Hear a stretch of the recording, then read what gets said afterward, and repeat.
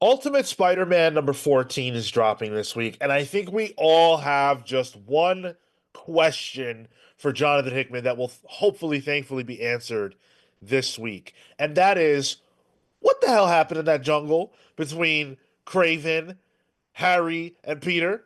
What happened? For a These month. guys, sorry, For a month, we've been gone. for a month, for 2 months. What's going on? You think they explored each other's bodies? Cale, I was thinking the same thing. A month? Come on. Hunter and prey. That's all I gotta say. In Yo. addition to Ultimate Spider-Man, we're going to be talking this week on Pals Pulls about, of course, Absolute Wonder Woman number 5, Superman number 23, Justice League Unlimited number 4, and TMNT number 7. Now, this is a stacked week, and I feel like the pick of the week is going to be hard to call for all of us. But if you had to nail it down, what do you think it's going to be? Oh gosh, this is a tough one. This is a really tough week. Um, it might be TMNT for me. When I look at this list and what we're reading, TMNT number 7, that last issue really worked for me. Jason Aaron's got some fire to him lately that's kind of working everywhere right now. But then I remember, oh, Williamson's doing really good work on Superman too. And wait, that's Dan Mora. And this is a culmination of that Doomsday stuff he's been doing. And an absolute one. I can't really decide on this. This might be a week of decision, really. See, I'm in a similar dilemma because I'm looking at Justice League and I'm thinking, oh, hell yeah. But I also haven't caught up to Absolute Wonder Woman yet. And boy. And then even you bring up Williamson's Doomsday stuff. And I gotta tell you, that had me gripped. Yeah. Yeah. I think last time I went with Ultimate Spider-Man and that was not the pick. So I think this time around I'm going to hitch my wagon to Teenage Mutant Ninja Turtles. Hick your wagon. Just sorry? Hick your wagon. Hickman your wagon. Okay. All right. I missed it. Um, I feel like there's something really special with this run, and I really love that issue 6. So I'm going with TMNT, but I think we all know that any of these books could steal the week. It literally is like my pick of the week will probably be determined on the show next week. Yeah. Yeah, that's a very real possibility. Speaking of next week, this week, I should say, this week, Pals Pulls will be on Wednesday. So you only have 2 days from now to wait. Make sure you show up Wednesday at 6 p.m. The reason for that is that Tyler and I will be guest appearing on the Near Mint Condition channel on Thursday at 6-ish, our usual time. So we'll be over Mm. there. So you come here to watch Pals Pulls Wednesday at 6 p.m. Eastern. And when you do that, those won't be the only books we'll be talking about because there will be one more book, and that's the one chosen by you through the Pals poll, which you can find at youtube.com/the comics pals under the posts tab. And there are four, what I think are four really quality books or potential quality books on the docket. Metamorpho number 3, which is really dragging up the rear. I'm surprised by Ooh, that. The can't believe it. Seasons number 2, that's Rick Remender's book. The debuting Red Hulk number 1 and Green Lantern number 20. Are you What's the deal with excited for a Red Hulk book, Sean? I was gonna say, what's the deal with this Red Hulk book and why is it over Metamorpho? What the hell's Be- going on there? because it's Ben Percy and Jeff Shaw on it. That's why. It's a pretty good team. Yeah. So the Red Hulk, there was a teaser to it in one of the more recent Incredible Hulk issues. It was like an anniversary issue, like a milestone or whatever. Uh, it was interesting. It was definitely interesting. It ties into this One World Under Doom story that we're dealing with. So that's all I will say about that. We'll have to read the rest to find out. But man, I hope the Seasons wins. I had a lot of fun with the Seasons last time. So I voted for Red Hulk. I am a Ben Percy guy, and Red Hulk's cool. Would you have thought you would ever would have said those words that one time I made you read the Jeff Loeb run? Yes, because I liked You Red Hulk before that. McGinnis. I just Yeah. hated that. I hated that run. I thought it was pretty rough. But those are the books that you can vote for, so make sure you get your vote in. Last week we had almost our record number of votes for Zatanna at that. So if we did that for Zatanna, I think we can go hard for this crop of books as well. Make sure to cast your vote. Let's take a look though at leagueofcomicsgeeks.com and see what else is dropping because this, like we said, this is a pretty big week. So big that not all of the big books could fit between our Pals Pulls docket and the poll. So let's dive right in.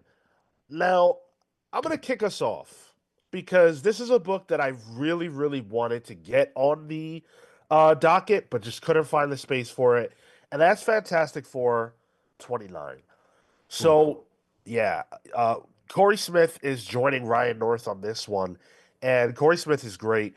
She Hulk is going to be making a guest appearance in this one. Of course, she's been a regular in the rotation of the Fantastic Four over the years. And the FF are in doom mode. They need to figure out how to stop this guy. And, well, She Hulk isn't necessarily going to help them do that. But what they are going to do is fight some vampires. Ryan North always delivers the goods with this book. So even though they're going a little bit backwards with the vampire stuff, I am still looking forward to it. Well, I guess that does clear up a plot point at the end of Blood Hunt that this was all kind of orchestrated to get Doom the Sorcerer Supreme title. So at least we're kind of getting some kind of continuation of that story thread, which fine. It's been a year.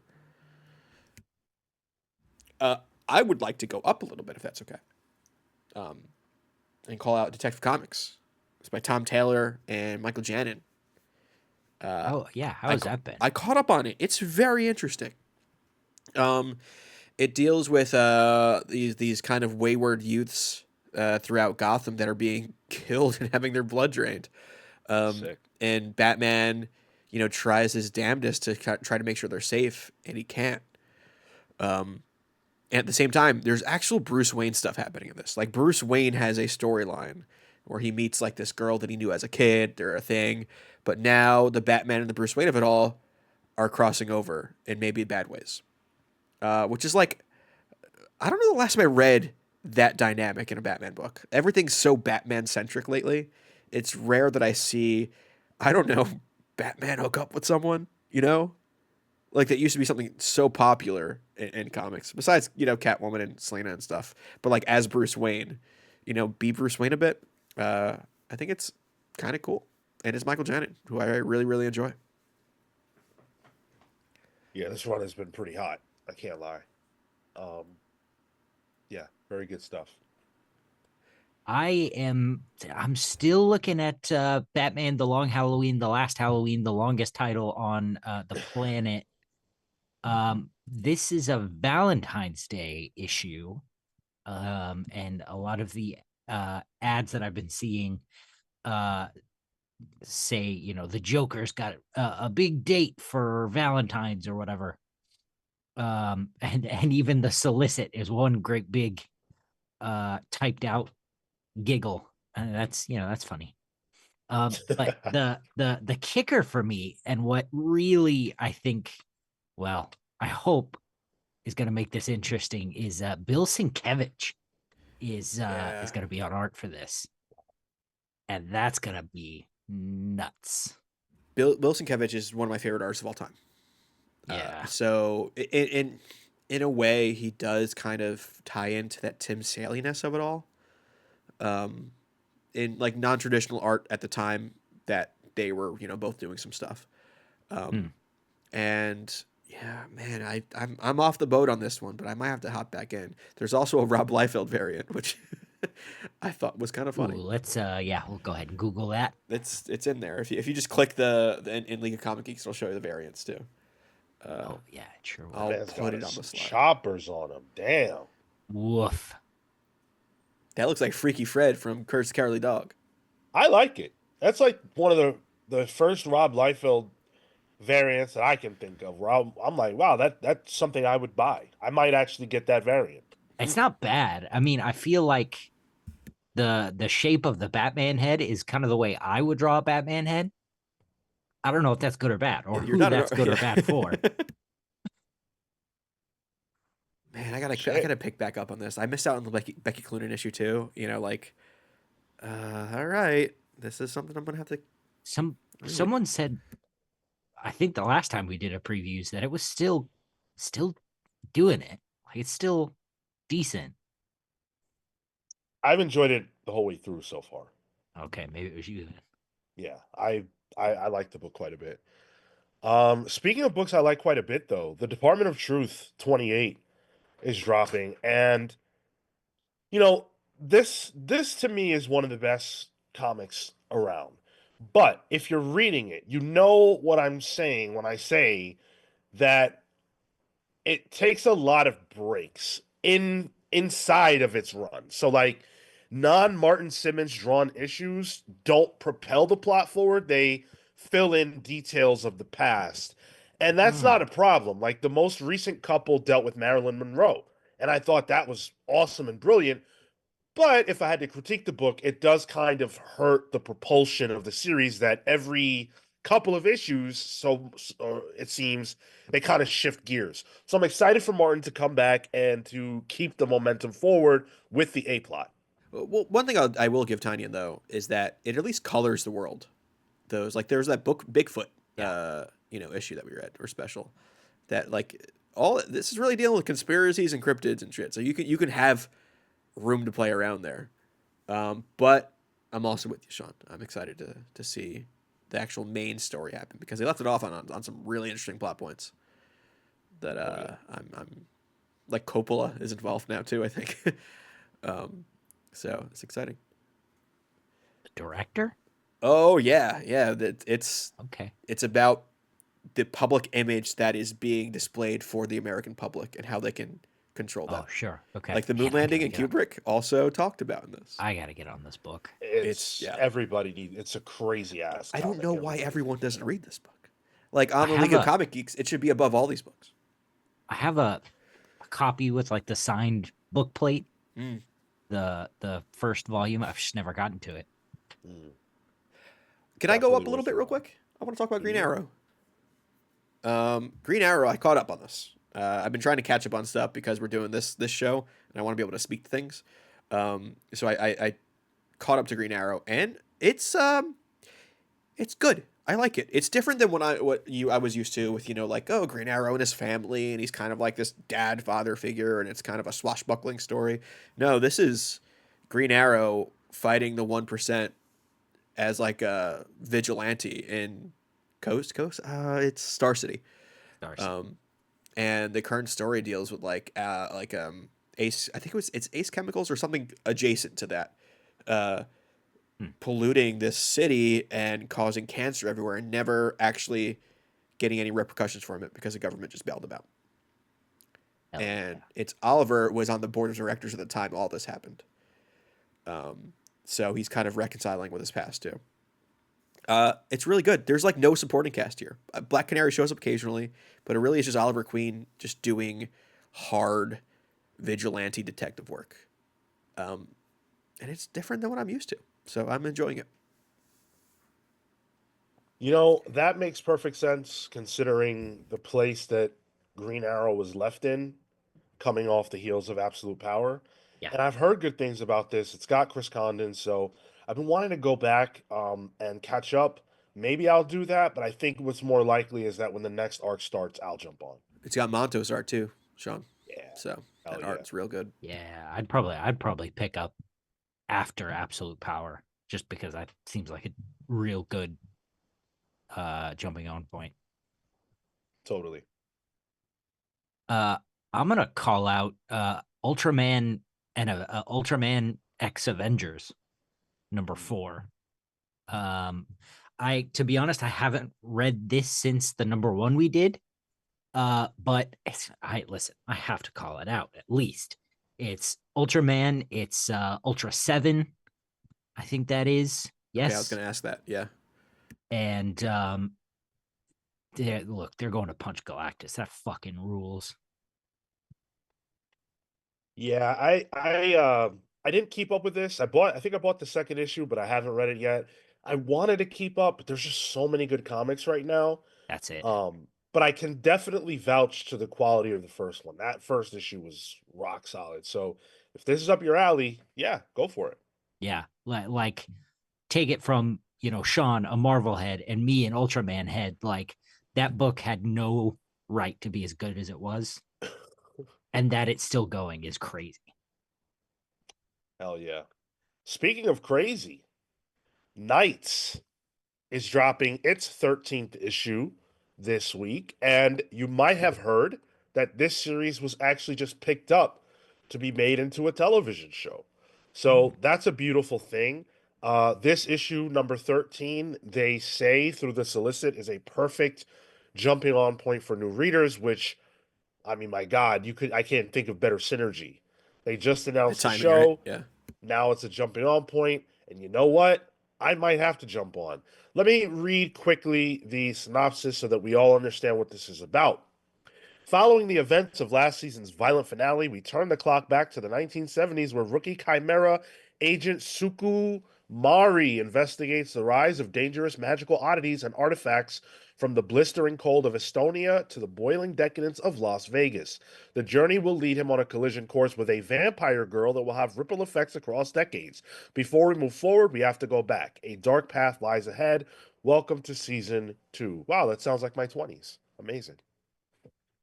Yeah. Meeting a vampire girl that'll lead you into the boiling decadence of Las Vegas. Listen, we all had that. We all had that. We know. Hell yeah. I wanted to call out something a little that I only discovered right before we started recording this. Godzilla versus America, Chicago #1. This is a series of one shots that pits Godzilla against different cities, and the creative teams are people from that city. Huh. So this one has a Ryan Brown cover, who's noted Chicagonian guy from Chicago. Tim Seeley is writing it. Also written by Ezra Clayton Daniels. Mike Costa writing some as well. And Caroline Cash, Eisner Award-winning Caroline Cash, is doing some art in this as well, which is exciting. She had done Pee Pee Poo Poo, which won an Eisner last summer. So I think the idea, the premise is wacky, and I kind of dig that. I want to see.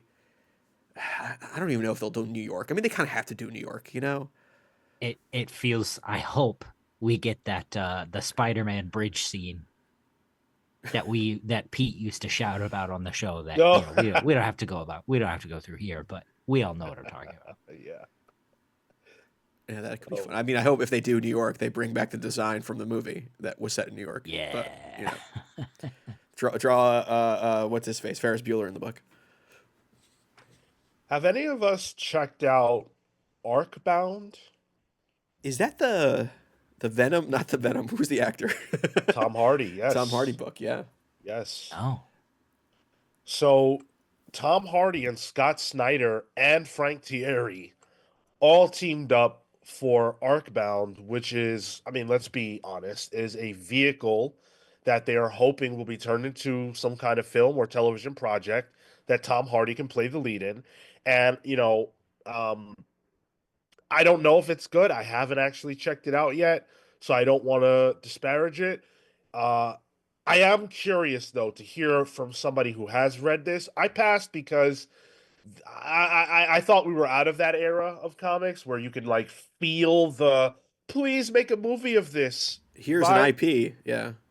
Right. But some of those turned out to be decent. So maybe this is one of them. I would love to hear from somebody who has checked out Arcbound. Holy Roller was like another similar kind of. I was gonna say your boy's doing one of those. It's not we're not out of that woods yet. All right, but can I get some credit though because that shit was on the rack this week and I walked past it. Look at you, turn the other cheek. I'm not giving you credit for something you shouldn't do in the first place. All right. All right. I'll accept that. That's fair enough. So if we're all set, if we don't have any more call outs, Cale, did you want to take the spotlight? No, I did it last week. Oh, That means I got it. Tyler's up. I got All it. right. Yeah, I have it ready. I have it ready. All right, so this week I wanted to call out a book that I picked up on Kickstarter years ago. And this is a book called Maddie. It's written by somebody called Duncan Jones. You might know Duncan Jones as a director. He directed Moon and the Warcraft movie. Also the son of David Bowie. So Maddie Oh, is that Duncan Jones. yeah, there we go. You got in through Bowie. Yeah. So Maddie is a graphic novel set in the world of Moon to kind of continue that idea. But a whole bunch of the all the issues are pretty much done by different artists. I'm trying to bring up the artist list here, but let me read the synopsis in the back real quick. Maddie Preston, a veteran of Britain's elite special operations J Squad unit, is burnt out and up to her eyeballs in debt.